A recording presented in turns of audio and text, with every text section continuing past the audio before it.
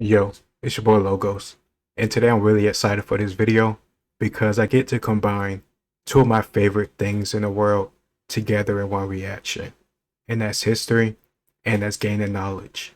And in my opinion, one of the best fountains of knowledge that's still alive today is Thomas Sowell. And today we're going to learn about facts about slavery that they never taught us in school. I'm very curious to find out what he teaches us because this podcast I do listen to a lot called Hardcore History by Dan Carlin. He released a slavery episode about a year ago, and he goes really into depth about slavery, especially American slavery in Africa and Haiti. So if you haven't heard of that and you're curious about learning more history about slavery, I greatly encourage you to go and check him out because he is one of the reasons why I love history so much and I devote so much of my time to just learning, but especially about history. But let's get into this Thomas Sowell video.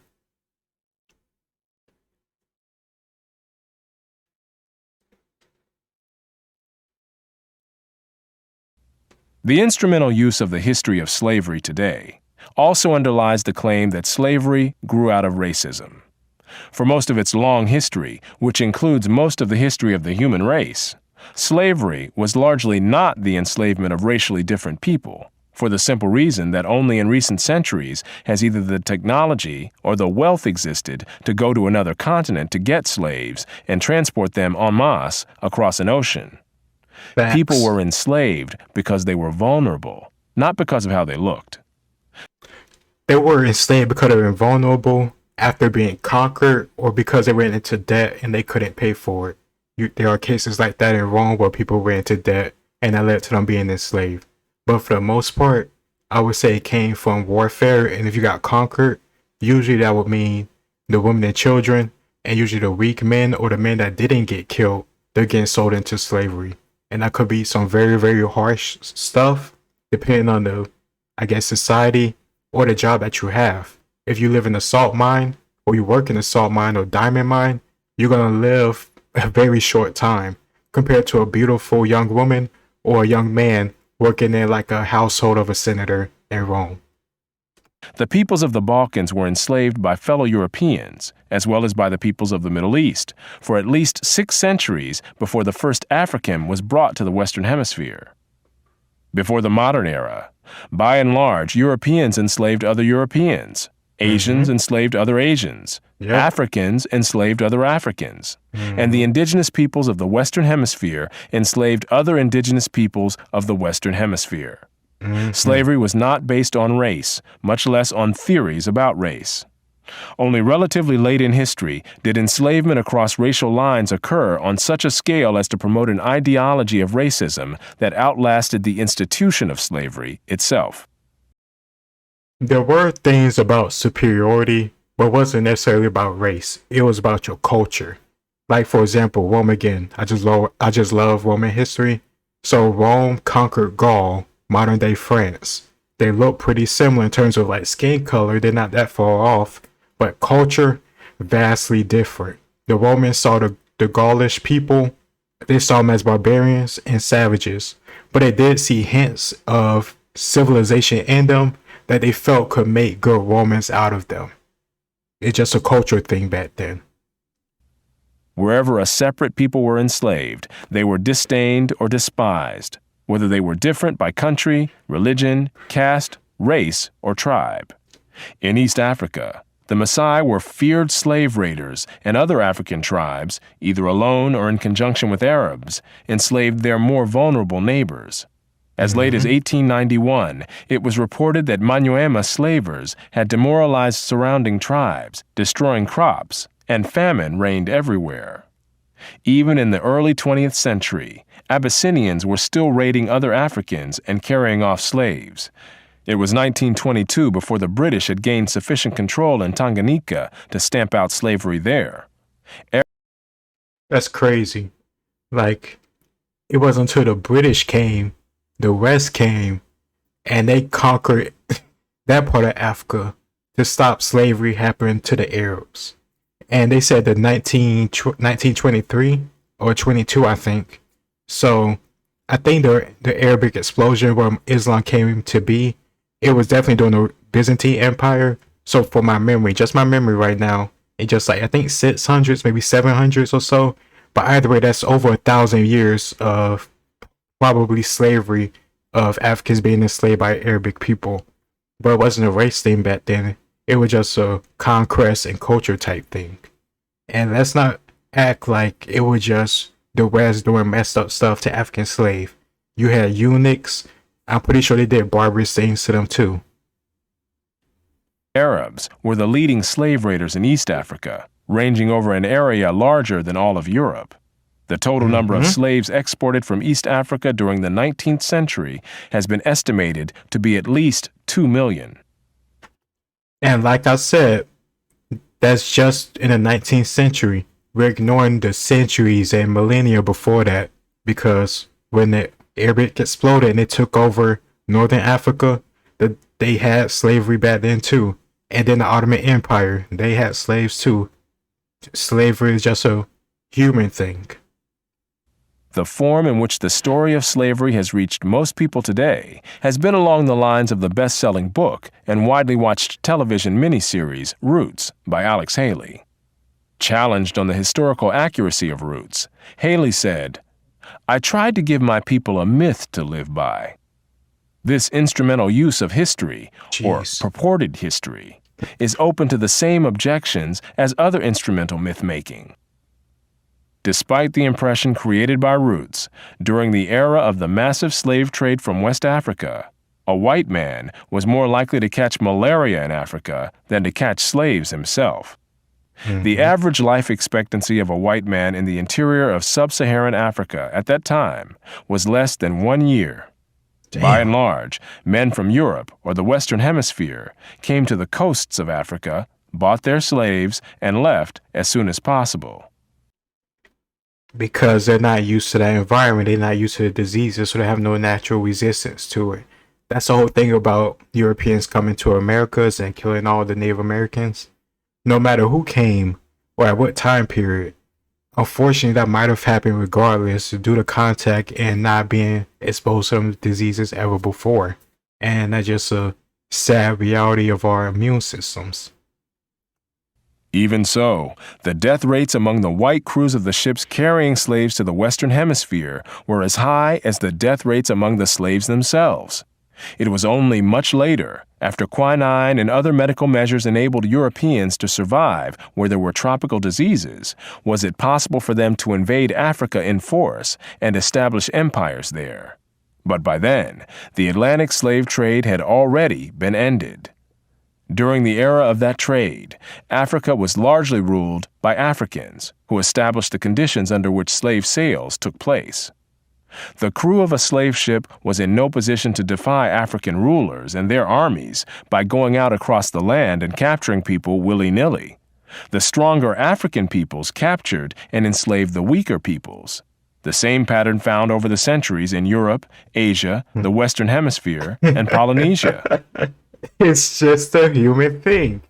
Like, that's the thing nobody understands, because they don't pay attention or they don't give a damn about history after they get out of high school. And it's sad because now we have to deal with this stuff on Twitter and I have to see this bullshit on Facebook. I have to see nonsense all the time about people who think they know history because some random shared a Facebook post about some myth and they think it's true because it makes them feel good thinking they're the victim. But at the same time, everybody engaged in slavery. And guess what? No shit. Africans sold slaves too. They're going to do what's best for their empire. They're not caring about what somebody going to think of them 200 years from now. They're not thinking about no narrative somebody going to cook up on Twitter 200 years in the future. These Africans are doing what's best for their empire. And what's best is to get the money and the weapons that they can get from the Europeans by selling these people they will probably conquer anyway. Just like Europeans did. Julius Caesar, Belisarius, all these people that we look up to, Clovis. Like, come on, man. Charles Martel, the English kings, they all fought and conquered people around them, and they killed them, got slaves, or some other type of payment for them if they didn't kill them. And it was nothing about my race is superior. This is about conquest and getting what I want, and also glory. When Alexander the Great went and conquered India, and the Middle East, he didn't think those people were inferior at all. Maybe not in the definitely not in the racial sense, but maybe in terms of military, he saw it that way. But it's nothing like how we see it nowadays. We need to stop putting modern glasses on and judging these people and judging historical events through our eyes, because that's not how history works. In Nyasaland, the Ngoni and Yao swaggered over and terrorized other tribes. In Uganda, the Baganda made life miserable for their neighbors. And the Nyoro and Hima of Anko enslaved Toro women and children. The Tutsi dominated the Hutu in Rwanda. The Maasai lorded it over the Kikuyu and Kamba. And the latter, in turn, held the Indorobo in a kind of serfdom. It was precisely the fact that Europeans, except for the Portuguese, seldom participated in the raids that captured and enslaved Africans that enabled most people in Europe and the Americas to remain oblivious to the traumatic experience that this was, with some Africans committing suicide to avoid capture and wives being whipped as they tried to cling to their husbands or children. Historian David Breon Davis pointed out that Europeans had little contact with the actual process of enslavement, and that as late as 1721, the Royal African Company asked its agents to investigate the modes of enslavement in the interior. Europeans typically saw only the end results, enslaved people being offered for sale on the coast. It was much the same story in the Ottoman Empire, where those who bought slaves had no idea what these slaves had been through before. The unique position of the Western world in the history, and especially the destruction of slavery, need not imply that there was unanimity within the West on this institution. In addition to whites who defended the enslavement of Africans on racial grounds, or who opposed general emancipation on social grounds, there were many whites, and even blacks, who defended slavery as a matter of self-interest as slave owners. Although most black owners of slaves in the United States were only nominal owners of members of their own families, there were thousands of other blacks in the antebellum South who were commercial slave owners, just like their white counterparts. An estimated I heard there were slave owners that were blacks, but I know it was thousands of them. Thousands of them. I thought it was just like a small amount in comparison to all the others, but still, 1,000, that's still a lot of slave owners. 1/3 of the free persons of color in New Orleans were slave owners, and thousands of these slave owners volunteered to fight for the Confederacy during the Civil War. Black slave owners were even more common in the Caribbean. In short, there were many defenders of slavery in the West, even in the 19th century, and outside the West, slavery was too widely accepted to require defense. No other nation ended slavery in the same way as the United States did, and few ended it after so short a struggle, as history is measured. How and why did slavery end in most of the world? There were two major processes. Over the centuries, as more and more territories around the world consolidated into nation-states with their own armies and navies, raiding those territories to capture and enslave the people who lived within them became more hazardous in itself, and also risked military retaliation against the countries from which the raiders came. Thus, more and more peoples became off-limits to slave raiders over time. Put differently, the areas which remained subject to slave raiding over the centuries were primarily those where the people lived in smaller or weaker societies. Such societies continued to exist where it was difficult, for geographic or other reasons, to consolidate large areas under one government. This was true of the Balkans, the backwaters of Asia, and much of sub-Saharan Africa. By the early modern era, sub-Saharan Africa, with its numerous and severe geographic handicaps, was one of the last remaining areas from which vast numbers of people could be enslaved.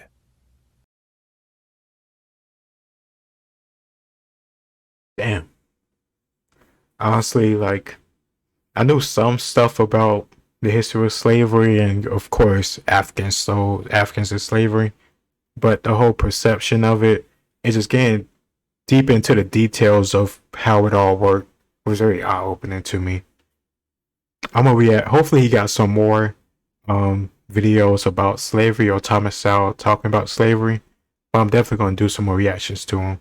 because I'm a very big fan of his content and the ideas and philosophy that he does have. That's it for now. It's your boy Logos, and I'll see y'all next time.